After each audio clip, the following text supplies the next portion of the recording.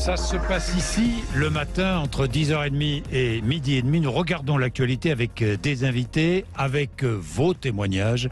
0826 300 300, évidemment, avec les sujets d'actualité qui font débat. Et parmi ces sujets, il y en a un qui est un peu passé inaperçu, mais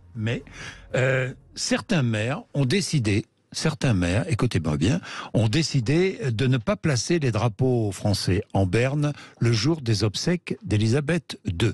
Et parmi ces maires, Yann Gallut, le maire de Bourges, qui est en direct avec nous. Yann Gallut, bonjour. Bonjour. Pourquoi avez-vous pris cette décision, Yann Gallut ? Alors, tout d'abord, je tiens à préciser les choses. Je n'ai rien contre nos amis anglais. Je comprends la douleur du peuple anglais. Quelque part, je rends moi aussi hommage à la reine Elisabeth II. Donc, je n'ai pas de problématique par rapport à ça, si vous voulez. Mais je trouve que c'est exagéré d'aller jusqu'à mettre en berne les drapeaux de toutes les mairies de France, les 36 000 mairies de France, pour une monarque qui, certes, a une vraie légitimité dans son pays, qui peut être aimée par de nombreux Français, mais quand on demande ça à un maire républicain, je ne comprends pas. Et je tiens aussi à préciser qu'il me paraît aussi normal que le président de la République, représentant la France, se rende en Angleterre pour l'hommage qui est dû à la reine. Mais là, je trouve vraiment qu'on en fait un peu trop dans cette situation-là. Donc c'est vrai que ça m'interpelle par rapport à cela. Mais certains disent, n'oublions jamais que les Anglais, de jeunes Anglais, sont venus se battre sur nos plages, dans les airs, dans nos villes, en 14, dans les tranchées, en 14, en 39-45, pour nous libérer. Oui, mais à nos côtés. Et c'est une façon de leur rendre hommage, à travers l'hommage rendu à la reine Elisabeth. Ça, moi, je ne le conteste pas, mais c'est Churchill. La reine, elle n'a pas de pouvoir politique. Ouais. Elle représente, si vous voulez, de manière, comment dirais-je, de manière générale, l'Angleterre ou le Commonwealth, mais elle n'a pris aucune décision politique par rapport à ça. Et donc, je rappelle quand même que, mais je respecte totalement la monarchie anglaise. Là-dessus, c'est leur choix, c'est leur histoire, mais nous faire mettre le drapeau en berne sur les frontons des mairies, dans un drapeau qui est bleu, blanc, rouge, qui représente quelque part à la fois la Révolution et la République française. Moi, ça m'interpelle. C'est dans la graduation de l'hommage qui me semble délicat. Et puis on l'a pas fait non plus. Il y a des millions de morts russes qui ont été tués lors de la guerre 39-45. Il y a d'autres pays qui ont participé. Et donc je trouve qu'il y a un choix qui est fait là, qui, je le répète, m'interpelle. Moi, j'aurais préféré que le président de la République ou la première ministre dise laisse le choix aux mairies de le faire. Si certains maires veulent le faire, ils le font. Si d'autres ne veulent pas, ils ne le font pas. Mais qu'est-ce cette obligation? Si vous voulez, moi, aujourd'hui, ce que je vois dans la situation par rapport à la reine, je me demande si certains élus ou si certains Français n'ont pas un complexe monarchique par rapport à l'Angleterre. On est fasciné, et je dis bien fasciné par le truc. On ne parle plus. Là, vous avez parlé du débat avec Fabien Roussel avant, c'est une très bonne chose. Mais on ne parle plus de la rentrée scolaire, on ne parle plus d'inflation, on ne parle que de ça, plateau sur plateau. Il y a un moment donné, je le dis, il faut sûrement le faire. Ici. Mais est-ce qu'on peut pas avoir une juste mesure? Est-ce qu'on peut pas revenir à des choses qui me paraissent beaucoup plus importantes? Ça, je vous rejoins, Yann Gallut. Je vous rejoins. Alors, Yann Gallut, dans quel cas en France, la mise en berne des drapeaux est-elle obligatoire?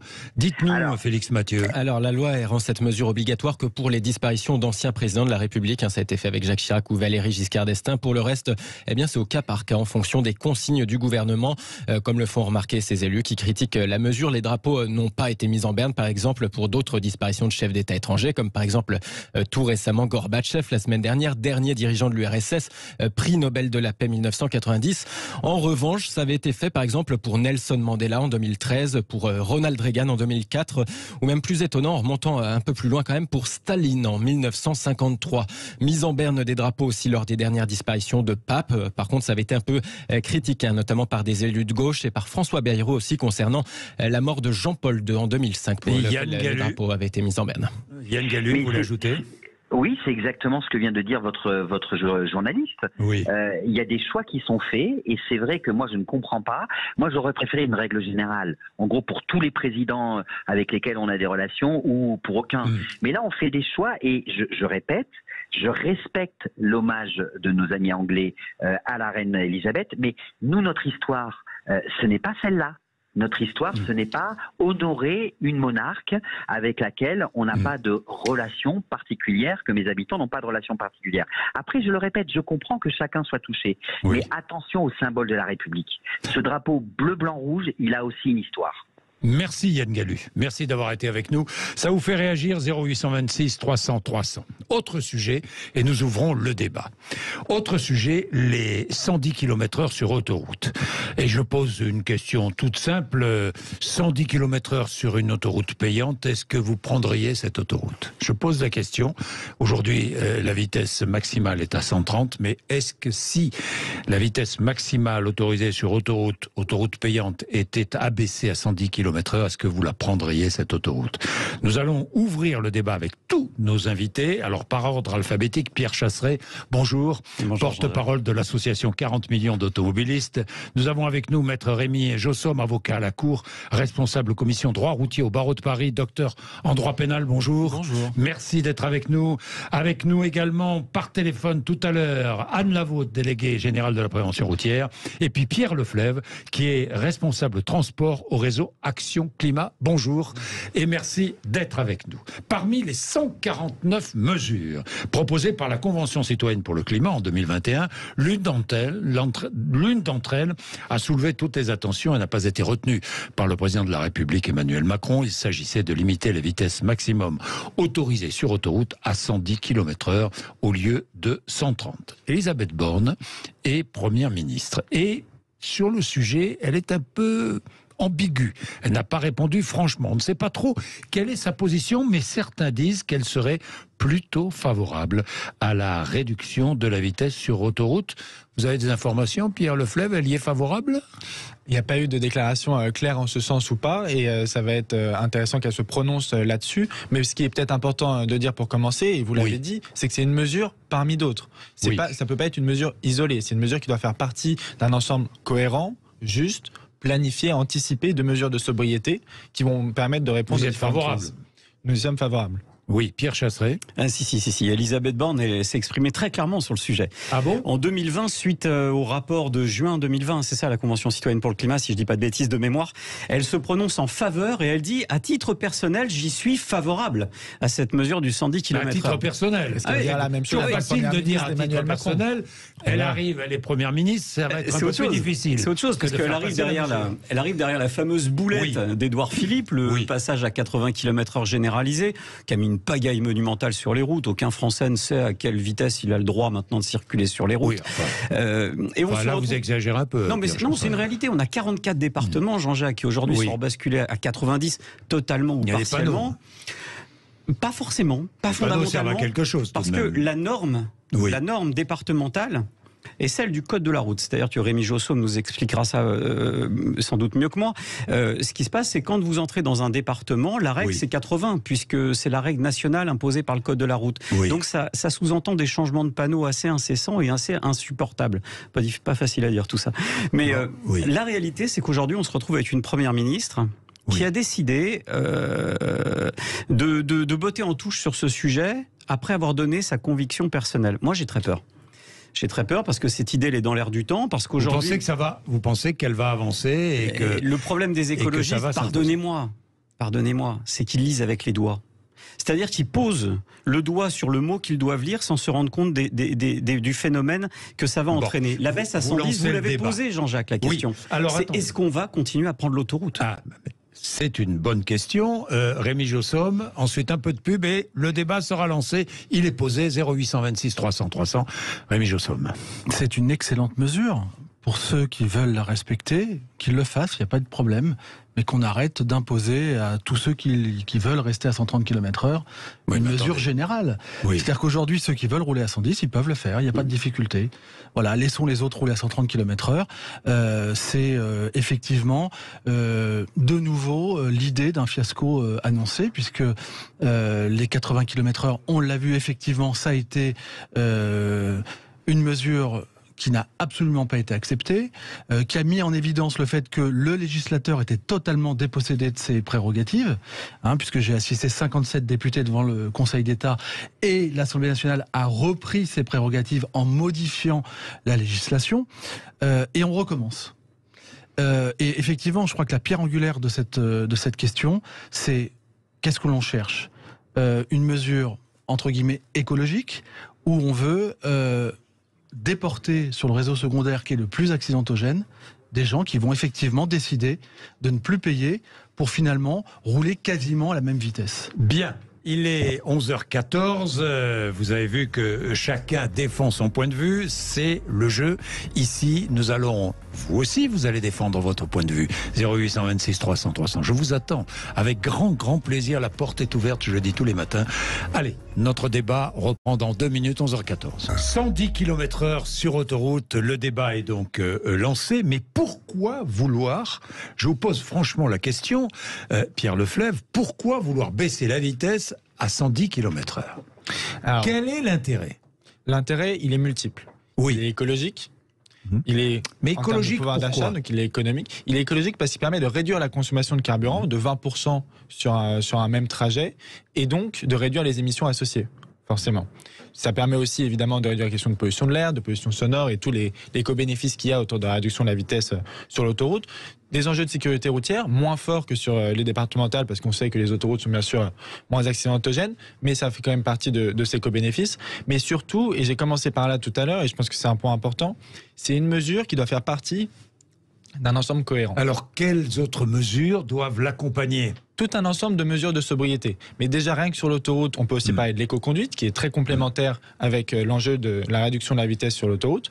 Mais il faut aussi avoir en tête que ça ne permettra pas de réduire suffisamment les émissions de gaz à effet de serre, de passer la vitesse de 130 à 110. Ça ne permettra pas non plus de répondre à elle seule à la crise énergétique que nous traversons ou le manque de pouvoir d'achat des Français. Mais par contre, c'est une mesure qui a toute sa place dans un ensemble de mesures de sobriété ambitieuses, cohérentes et justes. J'insiste là-dessus, j'espère qu'on pourra en parler, qui permettent à la fois de répondre à une crise conjoncturelle et à une crise plus structurante. Bien. Pierre Leflaive, je voudrais vous donner quelques exemples. Vous allez m'interrompre si je dis des bêtises. En France, on roule à 120 km/h de moyenne. 118 sur autoroute, aujourd'hui, en moyenne. Je rappelle que beaucoup de nationales, des deux voies, sont à 110. On a pris un exemple, Saumur-Angers. Saumur-Angers, plus de la moitié du parcours à 110. On perd 25 minutes en moyenne en ne prenant pas l'autoroute. Mais on gagne 30 €. Ben oui. Bien sûr. Donc ça veut dire quoi ? Ça veut dire que si je suis entre Saumur et Angers, je ne vais pas prendre l'autoroute. Si je suis à 110, où est l'intérêt de prendre une autoroute payante ? Je roule à la même vitesse, pratiquement, un peu moins vite, sur la 2x2 voies, et j'économise 30 €. Tout à fait. Donc c'est la mort des autoroutes payantes. On voit bien que vu que la vitesse moyenne sur l'autoroute est déjà de 118 km/h, qu'on a des nationales à 110, il y a quand même des gens qui continuent de prendre l'autoroute. Est-ce que c'est pour les 8 km/h ? Qui va prendre l'autoroute encore ? Il y a des gens qui continuent de le prendre alors qu'on voit qu'il y a 8 km/h de différence. Oui. Donc ça montre bien qu'il y a d'autres intérêts de prendre l'autoroute et qu'il y a plein de personnes, notamment pour les trajets de plus longue distance, qui vont continuer de l'emprunter. Mais qu'on utilise moins les autoroutes demain, je pense que c'est une réalité. Et est-ce que c'est forcément préjudiciable ? J'en suis pas sûr. Bon, alors 2 points. 2 points pour vous répondre. Moi, je comprends l'intention. L'intention est bonne. La mesure est mauvaise. Mais l'intention est bonne. En revanche, il faut regarder à l'étranger. Il faut sortir de nos œillères et regarder ce qui se passe à l'étranger. Je vous arrête, Pierre Chasseret. Ouais. Nous sommes là avec Félix Mathieu, qui regarde tout ça de près. Alors, chez nos voisins européens, d'autres pays ont-ils limité leurs autoroutes à 110 km/h ? Alors, c'est la vitesse sur autoroute en Suède. C'est encore moins du côté de Chypre, 100 km/h. Limitation à 110 en Lituanie, mais seulement là-bas une partie de l'année. Dans de novembre à mars, en automne et en hiver finalement.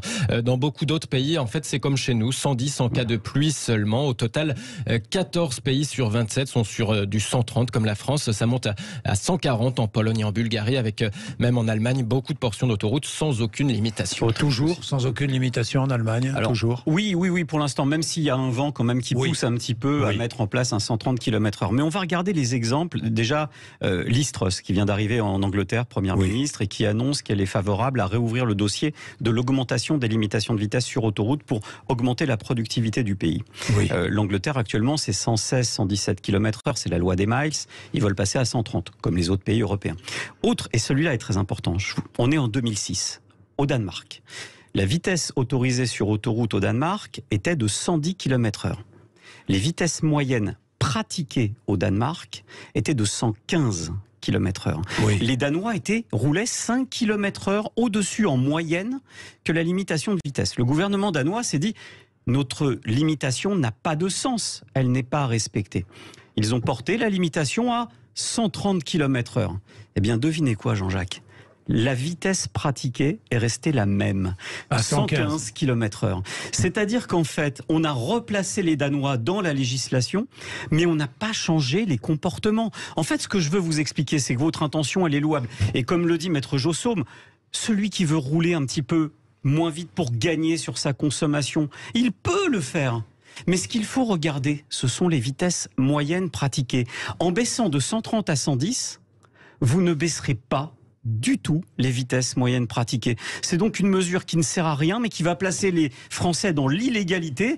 Et après, ils seront bien contents de trouver Maître Jossaume pour leur point. Bien. Alors, Maître Jossaume, Rémi Jossaume va avoir la parole dans un instant, mais je prends Jean-Pierre, qui est à Montpellier, qui nous appelle, qui est un auditeur de Sud Radio. Bonjour Jean-Pierre. Bonjour Jean-Jacques, bonjour Pierre, et puis n'oubliez pas de faire une bise à Manolo, Pierre. Alors Jean-Pierre. Oui, moi je suis un ancien commercial et je faisais entre 500 et 1200 bornes par jour. Oui. Je roulais. Bien. En tentant de respecter les limitations de vitesse quand même malgré tout. Hein. Oui, allez-y. Mais enfin là, ce qu'ils veulent nous faire faire quand même, c'est quand même ridicule. Bon, pour la pollution, il n'y a pas de souci, il faudrait des voitures récentes. Et moi je roule au diesel avec de la déblue, il n'y a pas de souci là-dessus. Mais est-ce qu'une voiture qui reste 1 heure sur la route au lieu de rester 20 minutes pollue moins ou plus? Bonne question. Alors, oui. En passant de 130 à 110 km/h, c'est 8 minutes tous les 100 km. Donc on passe pas de 1 heure à 20 minutes sur un trajet, c'est 8 minutes, donc ça reste quand même raisonnable, même si on est sur un trajet de 300 km, c'est donc 24 minutes au maximum. Sauf que sur une nationale, on ne roule pas à 110. Hein, en moyenne, on roule beaucoup moins. Évidemment, même deux fois deux voies. On roule beaucoup moins vite. Absolument. En moyenne, l'écart avec l'autoroute restera significatif. Sur une deux fois deux voies, je ne sais pas quelle est la vitesse moyenne sur le réseau secondaire en France, c'est 82 km/h. 82 au lieu de 118. C'est ça, la différence. Réseau secondaire. Donc même en passant à 110 km/h sur l'autoroute, il restera une marge intéressante en termes de vitesse par rapport au national. Mais est-ce que ça vaudra le coup d'aller payer une autoroute ? Alors, je ne suis pas certain que les sociétés d'autoroutes soient totalement favorables à cette mesure. Hein. En même temps, c'est quand même des sociétés qui gagnent énormément d'argent tout en entretenant le réseau. D'ailleurs, on a un très bon réseau d'autoroutes. Je pense que c'est important de le souligner en termes de qualité. Mais je ne pense pas que ce soit la priorité d'une politique publique de s'intéresser à cet enjeu-là. Je suis d'accord, enfin, je vois certains responsables politiques qui veulent absolument nationaliser les autoroutes. Ça veut dire que on nationaliserait les autoroutes privées actuellement et on ferait baisser la vitesse à 110 km/h. Alors ces deux sujets, on gagnerait moins d'argent. Mais ils ne sont pas si séparés que ça, ces deux sujets. Pourquoi sont-ils séparés ? Ils sont séparés parce que pour l'instant, la mesure qui est sur la table et qui est urgente en termes de sobriété, c'est celle de la réduction. Parmi d'autres mesures, on est bien d'accord. Et d'ailleurs, je me permets de compléter un petit peu l'état des lieux qui a été fait en Europe. On peut aussi parler des Pays-Bas qui, justement, pour des raisons écologiques, sont même allés jusqu'à baisser à 100 km/h la vitesse sur l'autoroute. On peut aussi parler, donc vous avez parlé du Royaume-Uni. Mais vous dites pas tout. C'est rigolo, mais vous en oubliez un petit bout. Allez-y, Pierre Chasseret. C'est mon souci, c'est que je maîtrise les dossiers. Quand vous dites aux Pays-Bas, ils ont abaissé à 100 km/h, vous avez tout à fait. Toute la journée ? Ce qui est intéressant aussi sur les Pays-Bas, Allez-y. C'est la complémentarité avec le réseau ferroviaire. Non, mais il faut tout donner, c'est toute la journée. Qui est intéressant. Non, c'est pas toute la journée, c'est uniquement à certains horaires qu'on abaisse la limitation. Le reste du temps, elle reste tout à fait normale. En fait, c'est des horaires, notamment de forte congestion, qui ne permettent pas de rouler à une vitesse. Nous aussi, quand il y a gros trafic, on baisse la vitesse. Donc, faut pas dire tout et n'importe quoi. C'est pas les mesures où on abaisse ponctuellement. Les Pays-Bas n'ont pas baissé la vitesse sur l'autoroute pour des raisons écologiques. C'est un des arguments qui a été avancé, mais c'est pas tout le temps. Je trouve ça très intéressant de dire que pour des raisons écologiques, dans la situation dans laquelle on est, aujourd'hui une crise énergétique, les complications qu'on va avoir cet hiver en termes de consommation d'énergie, et évidemment la crise climatique, ça implique de prendre des mesures telles que celle-là. Rémi Jossom. Moi, ce que j'apprécierais, c'est que vous ayez l'idée de l'expérimentation. C'est-à-dire qu'en fait, vous voulez toujours imposer des mesures quasiment irréversible. Ça a été le cas du 80 km/h. En réalité, pas tout à fait moi je ne suis pas complètement fermé à l'idée de tester sur certaines portions de route. L'idée d'autoroute, oui, de passer à 110 km/h. Et pourquoi pas? Parce que comme ça permettra de trancher, j'allais dire, la difficulté, savoir quels sont effectivement les gains en matière de pollution. Bon, je souris quand vous parlez de pollution sonore sur l'autoroute parce que, très honnêtement, je vois pas vraiment ce que ça pourrait impacter ou ce que le passage sur l'autoroute vient déranger, mais bon, admettons.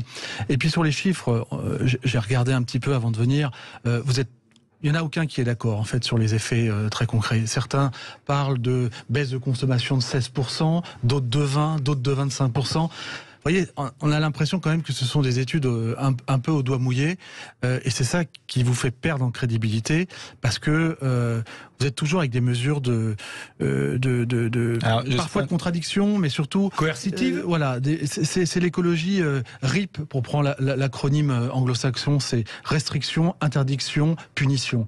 Et le problème, c'est que vous n'arrivez pas à faire adhérer à vos projets l'ensemble des gens qui sont conscients de la problématique. Je la nie pas, au contraire, mais simplement c'est toujours dans la perspective de la restriction. Alors je ne sais pas à qui vous faites référence quand vous dites vous, mais sachez qu'il y a tout un ensemble d'acteurs qui posent cette mesure. C'est l'Agence internationale de l'énergie.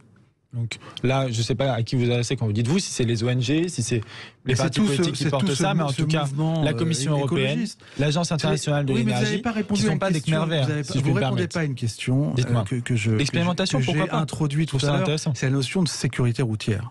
Parce que finalement, vous voulez sauver des vies en exposant d'autres. Vous voyez, moi j'ai un jeune garçon qui vient d'avoir son permis de conduire, et cette année, quand il est parti en vacances, il m'a dit « je ne vais pas prendre l'autoroute ».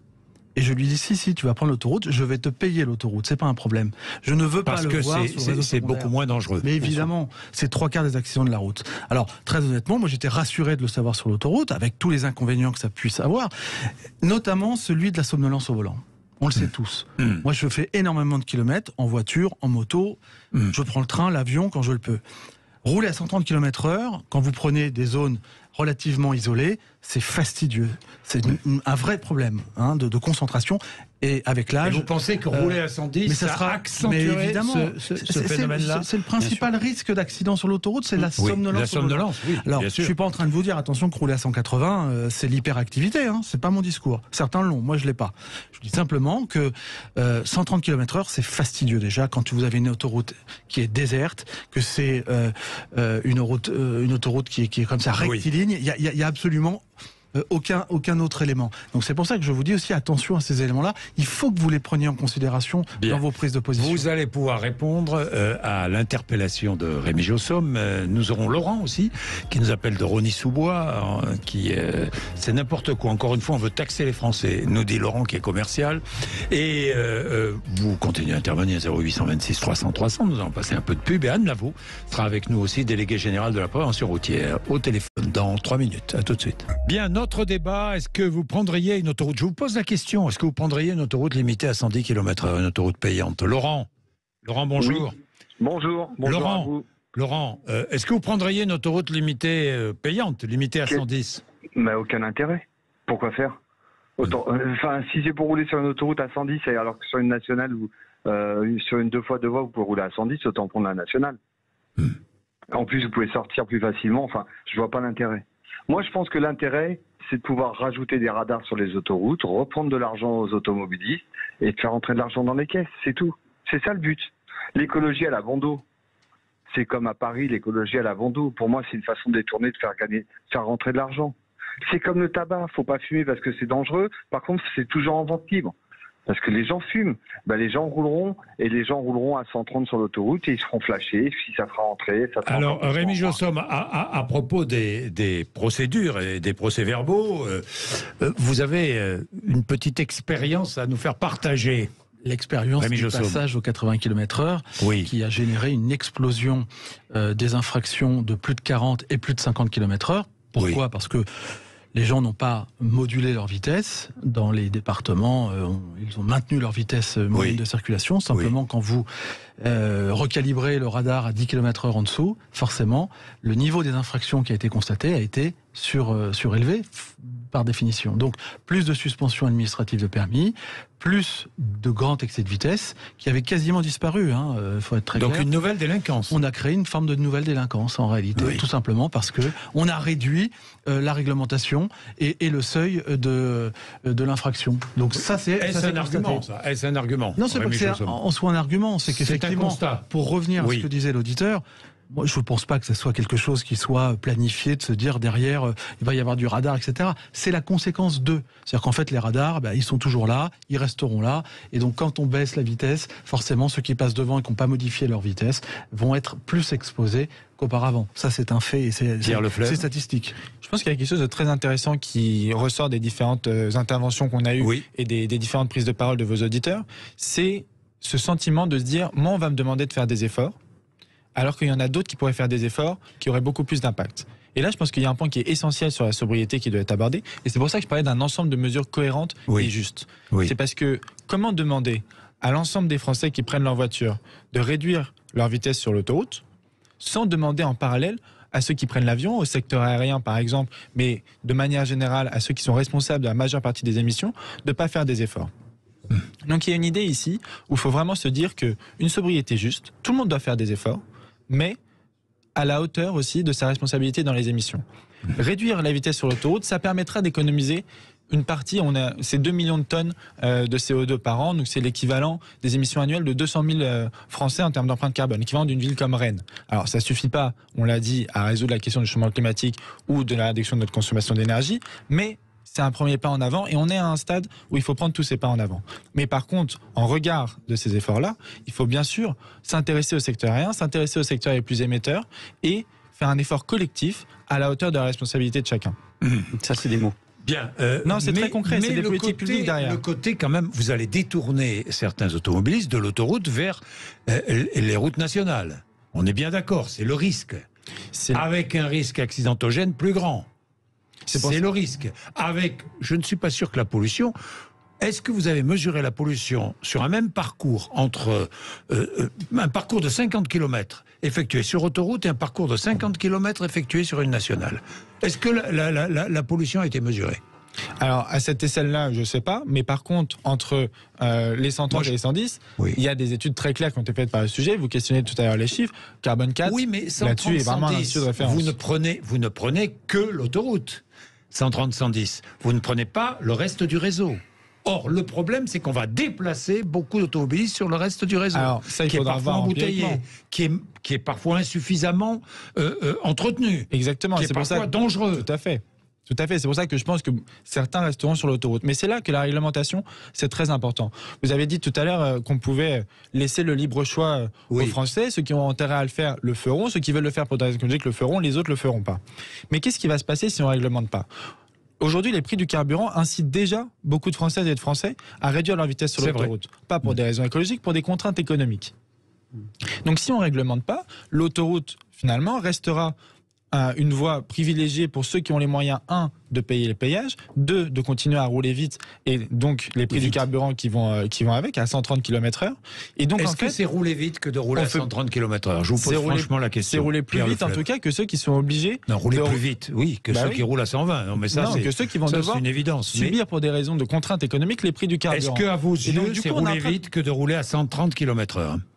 Je pense que c'est une question qui n'a pas vraiment de sens dans cette discussion. 130 km/h, c'est en tout cas la vitesse maximale qui est autorisée aujourd'hui. Est-ce qu'on roule vite quand on est à 130 ? On roule vite. Vite, c'est dangereux. Aujourd'hui, on roule pas trop vite. Il n'y a pas d'accidents, ou très peu, qui sont liés à la vitesse. Pas dangereux. Et pas d'accidents. C'est un constat subjectif. Et il n'y a pas d'accident. À ce moment-là. Mais il faut le relier au chiffre de l'accidentalité. 130 km/h, c'est la vitesse maximale, en tout cas, qui est autorisée. Donc j'ai tendance à penser que c'est vite. Mais c'est pas l'enjeu. La question, et j'ai apporté un point un peu plus important. Mais moi, je vous réponds sur la distorsion que ça va. Je vous réponds sur les carences de vos études. Il n'y a pas d'accident lié à la vitesse sur des vitesses pratiquées entre 110 et 130. Donc c'est pas pour des raisons de sécurité routière. Autre point, ce que vous dit Jean-Jacques Bourdin a du sens, il faut l'entendre. À partir du moment où vous avez un report du trafic de l'autoroute vers le réseau secondaire, c'est aussi ce que nous dit Laurent par téléphone.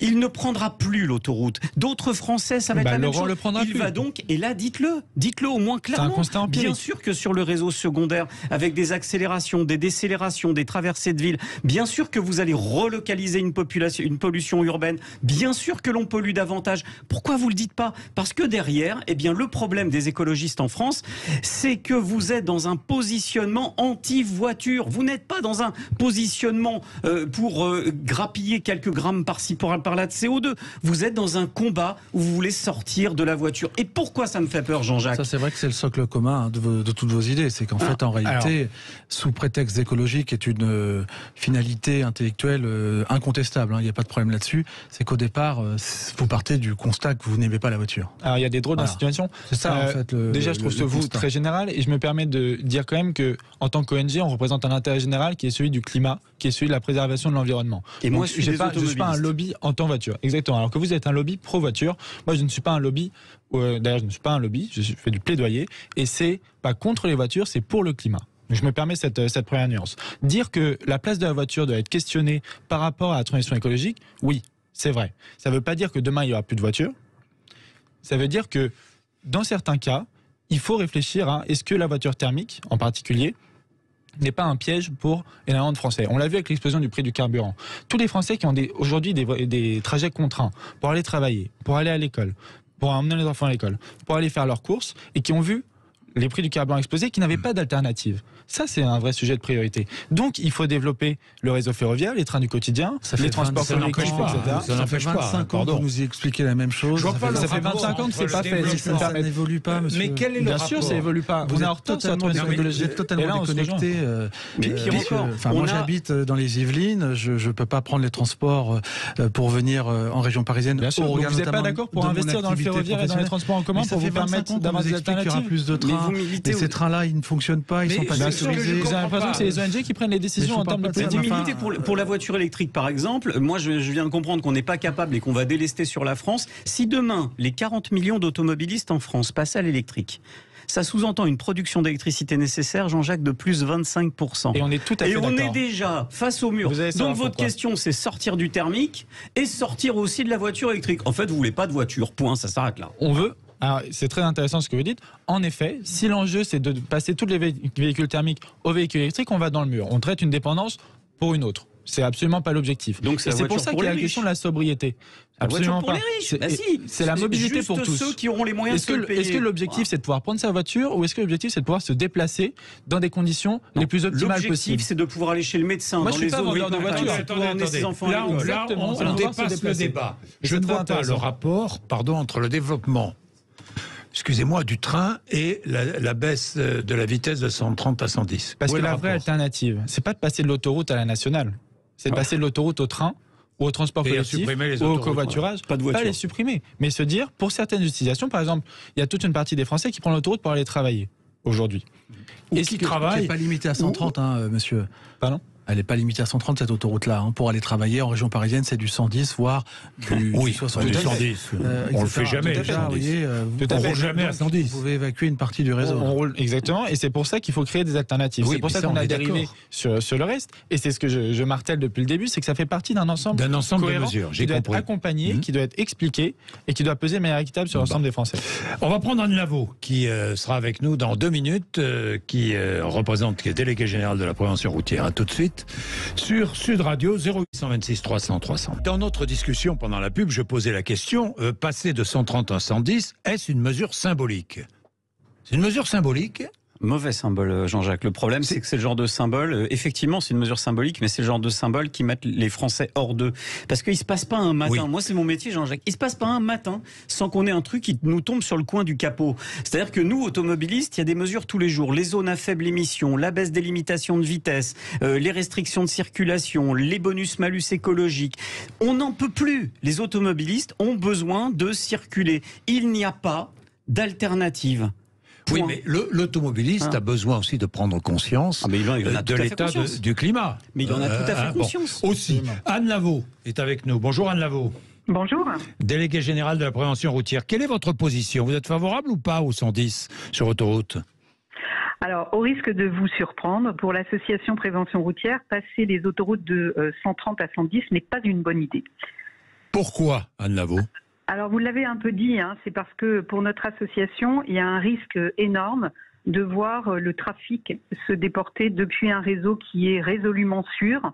Il faut rappeler quand même que sur autoroute, c'est à peu près 30% du trafic et c'est 8% de la mortalité.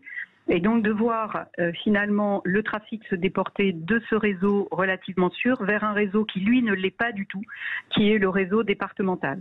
Donc pour nous, c'est incohérent aussi avec le retour aux 90 km/h sur un certain nombre de portions des départementales.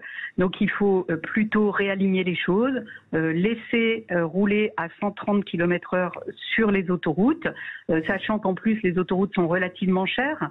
Donc il faut qu'il y ait un vrai avantage quand même à circuler sur ce réseau et en revanche revenir à 80 km/h sur l'ensemble des départementales.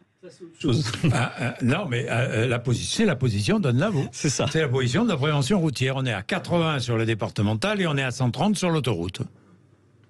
Voilà la position d'Anne Lavaux. Vous entendez? La prévention routière. Mais il travaille sur... La prévention routière travaille sur la sécurité sur la route. Et je ne mets pas du tout ce sujet-là sous le tapis. Mais oui, mais c'est essentiel. Vous avez parlé de sécurité routière. Est-ce qu'il est essentiel ou pas? Je ne l'ai pas mis sous le tapis. C'est un point très important. Mais la question, est-ce que c'est de questionner justement les problèmes de sécurité qu'il y a sur les autres routes, qui doivent être résolus, accompagnés, et ça, j'ai pas ni la légitimité, ni les compétences pour dire qu'est-ce qu'il faut faire pour améliorer la sécurité routière sur le réseau secondaire, et je pense qu'il faut travailler là-dessus. Moi, je vous donne mon point de vue et celui des experts, et c'est ça qui est important de le dire. C'est l'agence internationale, bien sûr, l'agence internationale de l'énergie. Oui. Donc c'est quand même pas une association. On est bien d'accord. Voilà. Mais Pierre Leflèvre, je vous pose la question autrement. Alors, vous baissez la vitesse à 110 km/h sur les autoroutes. Vous reportez une partie du trafic sur les routes nationales et secondaires. Augmentation de la mortalité sur les routes. Oui. Vous dites quoi?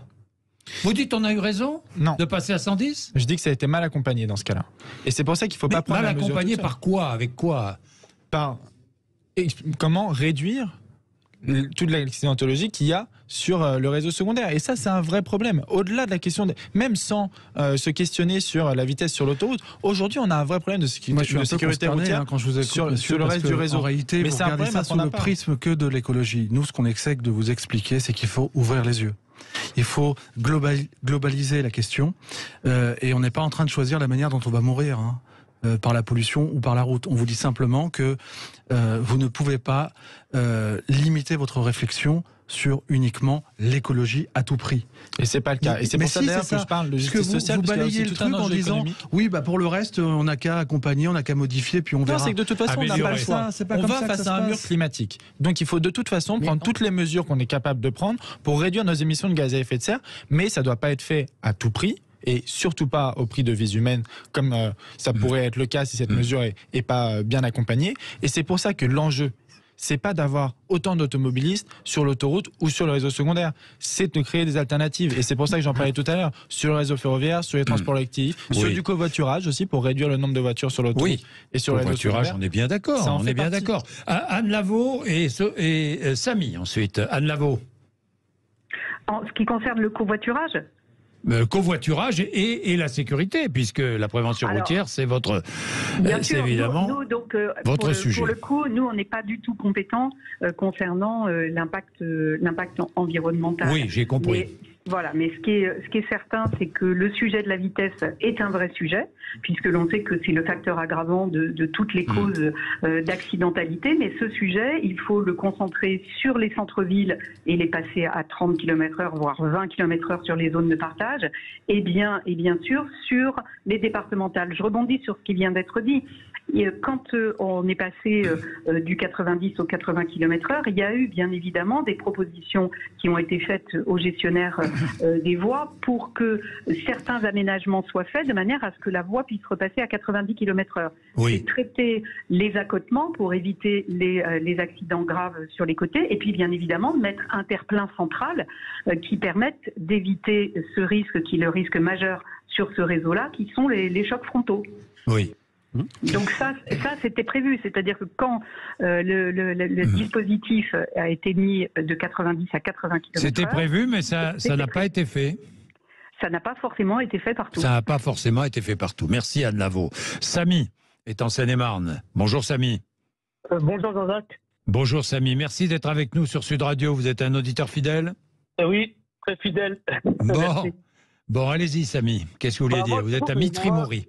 Oui, c'est ça. Moi, je trouve que c'est une mauvaise idée parce que déjà, rouler à 110, le 130, on va être moins attentif.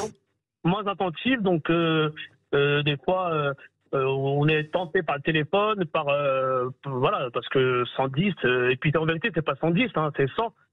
Il faut limiter à 100. Vous savez, par rapport au compteur sur le véhicule, on essaie de vider le 100. Donc, on est moins attentif.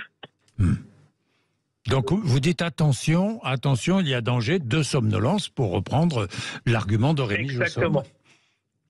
Rémi Jossom. Ouais. Oui, la somnolence. Quel est le taux de mortalité dû à la somnolence sur autoroute? On estime qu'on est environ un tiers des accidents qui seraient dus. Un tiers des accidents. Vous vous rendez compte, c'est à cause de la somnolence, oui.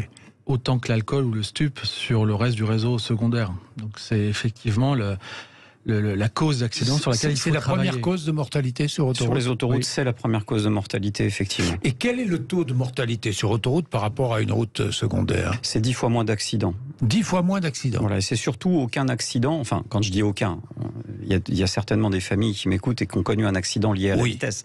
Mais grave. Mais en tout cas, c'est quasiment aucun. C'est-à-dire qu'on se rapproche de zéro. Il y a moins d'un accident mortel par autoroute en France par an. C'est rien comparé à l'impact du réseau secondaire. Parce que le réseau secondaire, il y a des intersections, on croise d'autres types de gabarits de véhicules, alors que là, tout le monde roule dans le même sens et il y a un séparateur central.